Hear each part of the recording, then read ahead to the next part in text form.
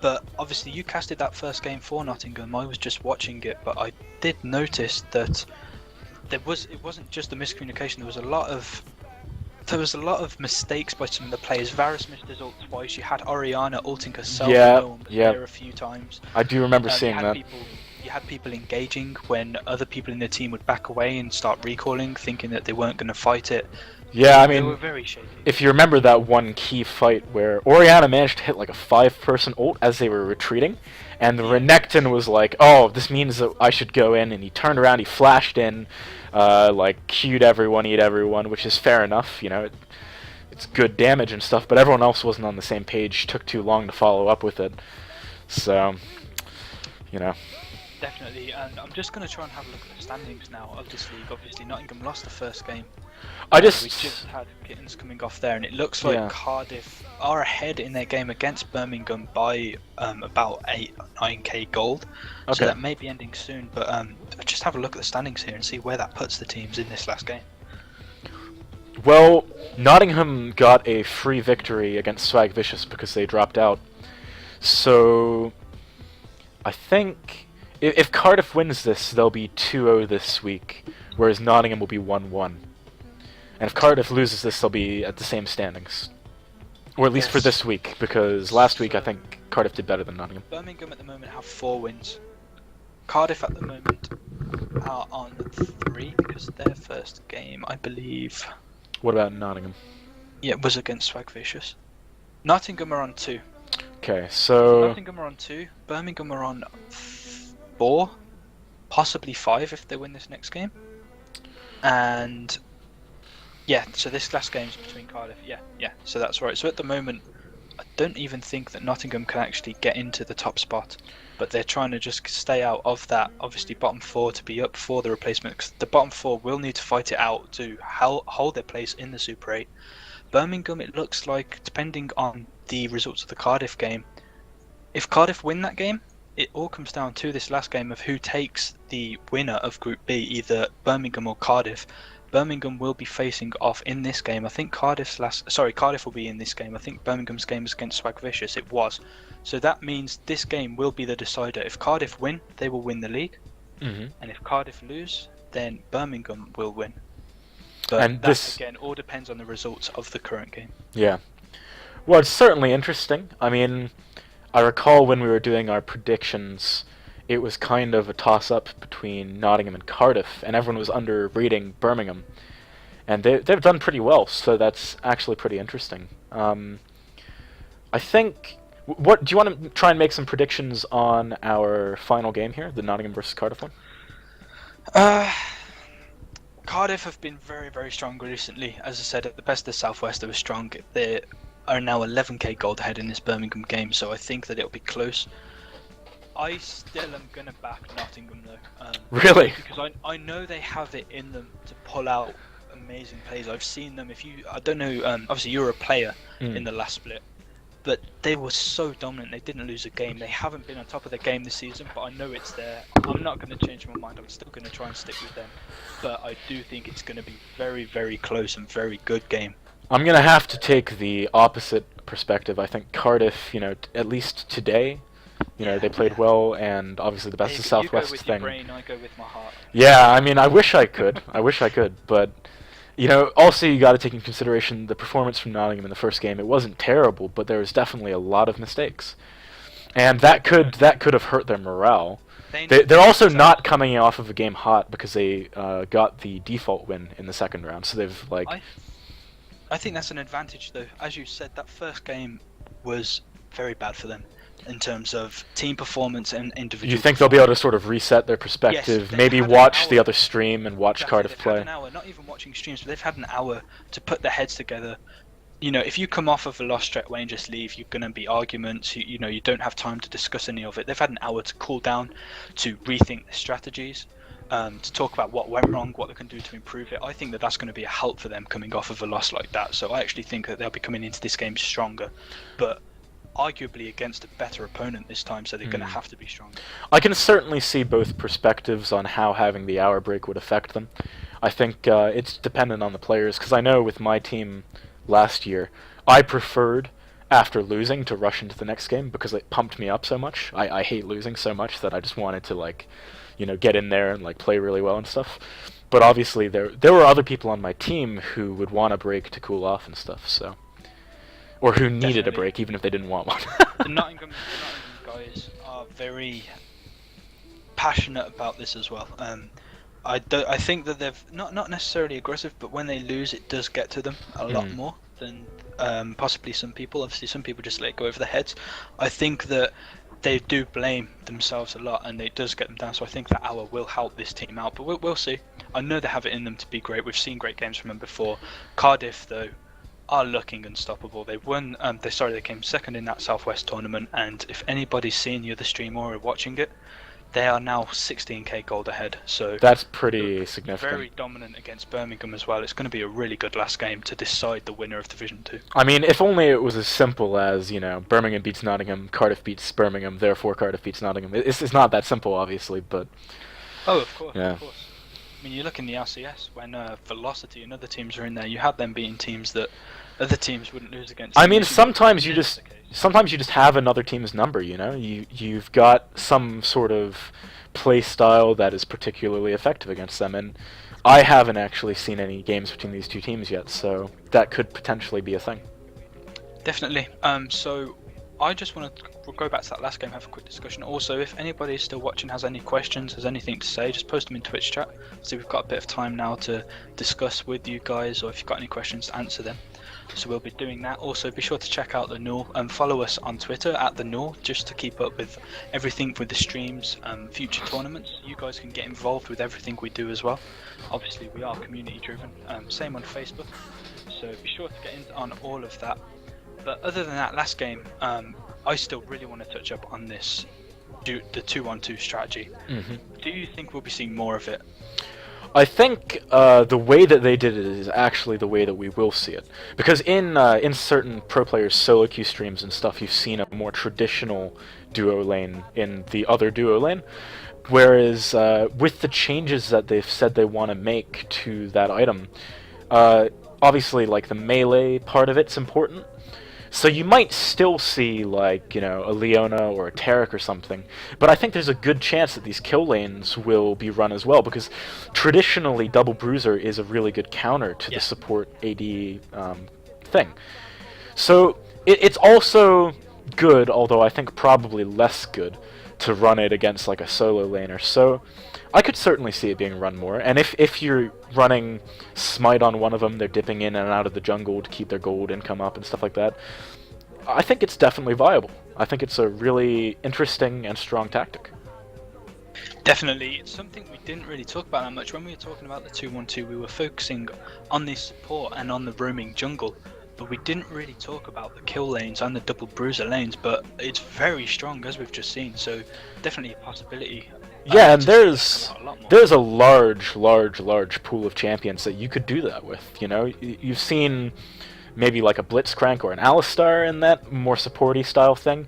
You could also see like a Wukong or a Lee Sin, someone who brings a lot of damage to the table, so long as they're set up by someone who has a decent amount of CC. You could see, as we were talking about earlier, or sorry, not as we were talking, you could also see, maybe like even a mage in that lane. You never know, because if you're running the version of it which has the support with Smite, then the mage is still getting a lot of the XP that they need to be getting from the solo lane. So maybe double AP in a slightly different way than we used to see it will resurface. Definitely. That's why in some of the games we've seen, like the Sandra being banned out, because she's very, very good caster in my opinion. One of the best APs, I feel. She has pretty much everything. She has a mobility. She has really great damage. She has that ult to shut down or to save herself, and she's been picked quite a lot up top at the moment. Think about Lissandra in one of those duo kill lanes. I mean, she brings a lot to the table. She can close the gap and instantly root everyone around her, and then she can slow people. And if she hits 6, then you've got a huge lockdown and burst potential from her. So definitely. It does look like Cardiff A are just going to take the last game now as well on Stream 1, on their game 2 against Birmingham. So that means the winner of this game will win the division. If Cardiff win this game, they'll win the division. I don't know if they lose. If they lose, won't it be a tie? Yeah, I think it will be a tie. Maybe a tie. So that'll be Birmingham now interesting. are sitting on 4 wins. Cardiff are sitting on 4 wins. So yes, it will be a tie. I remember Josh was saying that there's going to be tiebreakers this week, so there might be a tiebreaker cast on Stream 1 if that does happen. Yes, so definitely. Let me get this. So what do you expect to see this game from? Obviously, you casted Nottingham. Do you expect any of them picks to be coming out again? I think I wouldn't be surprised to see a very similar lineup, because the reason I say that is they were running a very Season 3 lineup, and that indicates to me that they haven't really been pushing the envelope with their tactics and stuff. Yeah. So I feel like that indicates that they'll do something similar this game. Otherwise, they would have probably pulled out something more interesting in Game 1. And you just watched the last game that Cardiff played. What sort of composition were they running? Cardiff actually played Lucian, Vi, Annie, Syndra, and Olaf. So I've seen a lot of teams now playing with this Annie. Even in last game, as dominant performance as Kitten did, you've seen how much damage Annie did in that late game. Even though she was behind, she didn't have the kills or CS, she did so much damage. She was bursting down people so much. Yeah, I mean, considering they were down by like what 40 kills, she was managing to kill Quinn. There was sometimes. another Zillion support in that game as well. Just really? to throw that out there. Yes. That's very interesting. They weren't rolling with Zillion, but the people they played were. So the Zillion support actually being quite popular at the moment. Well, they were playing University of Birmingham, weren't they? So Birmingham was the team that ran Zillion in the first game. So that's just something I guess they must have been playing with that more than a little bit. Yep, we're getting the team in here now to finally start this last game. Cardiff A versus Nottingham A. And this will be... There's apparently a 5 to 10 minute break. That's fine. But we will be starting it shortly, and this will be the decider of Division 2. Will Cardiff take it, or will there be a tiebreaker between Birmingham and Cardiff? I'm super excited about this. One thing that I'm curious to see, Cardiff have been playing a lot of Lucian and a lot of Quinn.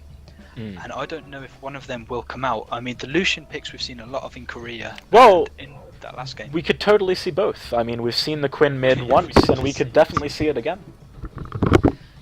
Definitely, that Quinn mid was actually very strong that last game. I don't know if it would be against the mids. Obviously, Nottingham A's mid, Artesh, is very strong normally. He's Diamond 2. He likes the Nidalee, he likes the Oriana. There's a few other characters he likes, but he's really strong mid, so I think he'd know how to play against it. But it'd definitely be curious. I'd definitely be curious to have a look at how that matchup would go.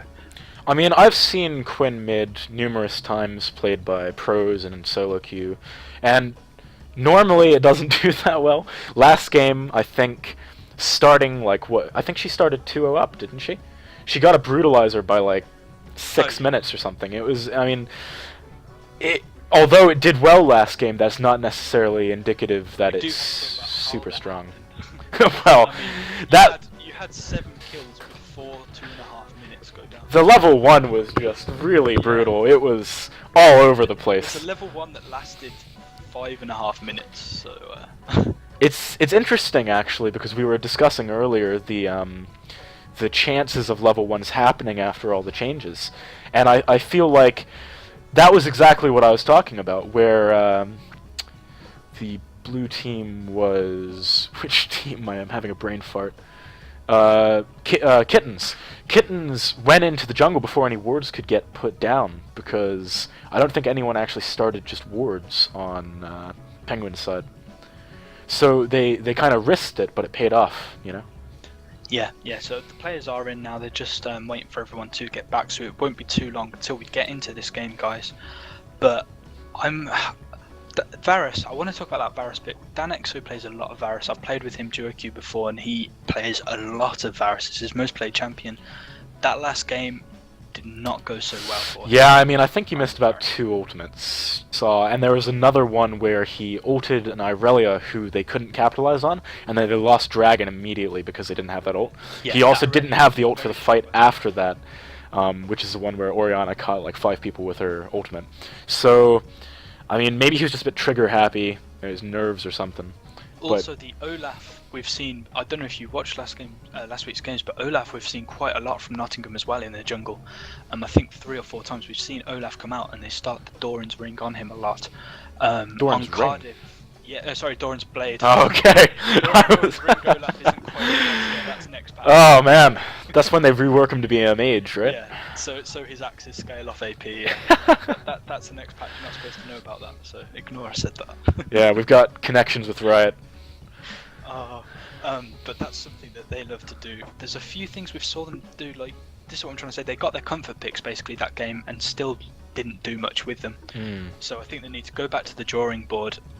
Even with some of their best picks, you know, it's one of them things. I'm getting told from quite a few people that my mic is a little bit quiet. I don't know if in your... Let me try and turn it up again.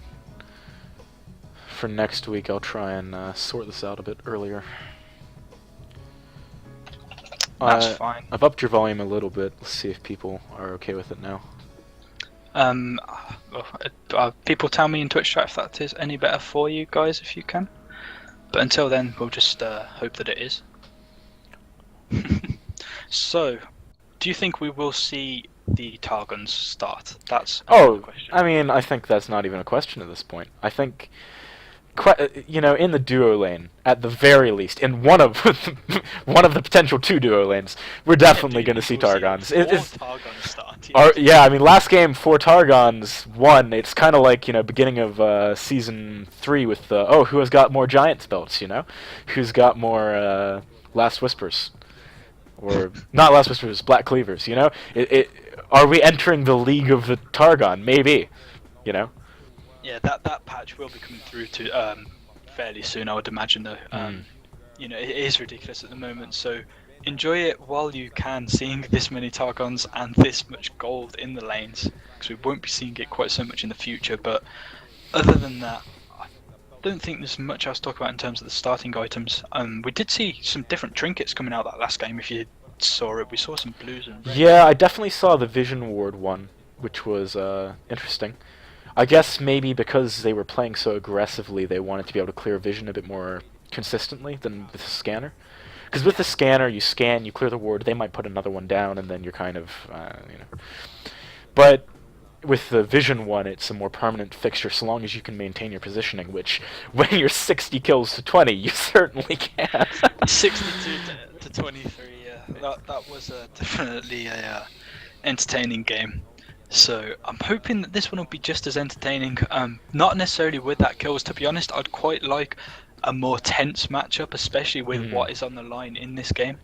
Yeah, I'd love to see a really tense game with a few interesting picks. That would be my preference for how this goes. Definitely. I mean, we could theorycraft the picks here. I know what some of the teams like to play, but I don't want to say too much in case they get banned out or anything. So I think we'll wait until the ban stuff come out. Once we're in the pick and ban stage, we can start talking about that a little bit more. But another thing, actually, we were speaking about the level 1s, how most teams are playing safer, especially with that 4 Targon start. We did see a team with 4 Targons do that level 1 last game. We spoke about it briefly. That was insane. Do you think we'll see another invade like that? It shows, even with these safe items, people, as long as they've got the balls to do it, are still willing to do these level 1 invades. Yeah. I mean, basically, that worked last game because they had a decent amount of CC, right? Like, I think so long as the composition is right, the items might not matter as much as we were saying they would earlier. It's definitely, as I was saying earlier, a sort of early game gambit strategy. It can either go really well or it can backfire. But I think these teams have the balls to do it, so I'll be interested to see if they do. If anyone does, yeah, we've seen a few level 1 invades coming out from Nottingham before, but they're always very safe. They always get their warder in their jungle before they do it. So they're ones that may try it, but don't let it slip past them. Cardiff, I've only seen Cardiff play a few times. I saw how dominant they have been in them games, though. So I'm curious to see what sort of start they'll do and how they'll lane up against Nottingham. They are, as I said, they're really looking strong at the moment, and I'm not going to lie, I'm a little bit fearful for Nottingham coming into this game. I really hope they have the head screwed on for this game, otherwise they're really going to struggle. Yeah, I mean, I think Cardiff are going to be pretty bloodthirsty right now. I mean, they came off the back of a win, right? So they won against Birmingham, Cardiff yeah. did, yes. So they came off the win. They're pumped up. They got second in the Best of the Southwest tournament, so they're feeling pretty good, I guess. They're going to be looking to try and... I think that kind of mentality encourages the sort of aggressive, you know, level 1 invades and stuff. I wouldn't be surprised to see that just because they sort of feel a bit unstoppable right now. Definitely, definitely. And I mean, even in the individual matchups, I'm curious to see because they both have a lot of plat and diamond players. So I want to see how they will actually face up against each other. This bot lane on Nottingham A, very strong when they've been strong, but also not very consistent all the time. When they're good, they're good. When they're bad, they're bad. So I want to see how they basically fare against Cardiff, because Cardiff has been super strong, especially in that last game in the Best of the Southwest tournament. Their power is in bot lane. Also, one important thing to remember is that the last game that Nottingham played, they played against a very non-standard bot lane, so they haven't had a chance to warm up against something that they might be expecting to see in this game, which could have implications if they're, I don't know, if they haven't warmed up properly in the gap or something. Yeah, definitely. Obviously, that Zillion catching him a bit off guard. Yeah. Very strong though. I mean, he did a lot of damage. It does make sense, especially with these items. His ultimate is very, very good. The speed boost and the slow down and the damage are all really good. So, not a weak pick at all. Just a very unconventional one. I think it'd be interesting as a sort of mental challenge to Nottingham if Cardiff picked up a Zillion here too. It would be a bit mean. Yeah, definitely. We should just get in the call that it should just be one or 2 more minutes, so not long at all. And then we'll be getting into it and actually be able to talk about the sort of tactics we expect from them and what sort of champions we think will be coming out on that. Yeah. So not long to wait now, guys, before we will get this Decider for Division 2 underway. Again, just going to do a quick shout out for the Twitter and from Newell Facebook pages. Just give us a like, give us a follow, just to keep up with the information. We really appreciate all of you guys tuning in each week, or if it's your first time this week, thanks for stopping by. Hope you enjoy what you see. You can check out the full tournament and all the information on it on our website, which is linked at the bottom of the page, and get any information that you have there. If you have any questions, feel free to ask them in the Twitch chat. If we're casting or looking at the game, there's still other admins and stuff in the Twitch chat able to answer your questions, so by all means just let us know. Yeah, I have to say this week's been a lot of fun for me. It's my first week casting, so really enjoying it. Second as well, so it's been gone very good. The games this week have been really, really good. There was some interesting element to each of them. Awesome. But hopefully we will be starting this fairly soon. I'm pretty pumped for this game. Same. So, final predictions after we've sort of hashed everything out. I'm still gonna go with my gut. Yeah, no, I don't think... I'd like them to win, and I think they've got it in them. That's what I'm going to say. I'm not going to make any predictions of who will, but I think that at the top of the game, they both have the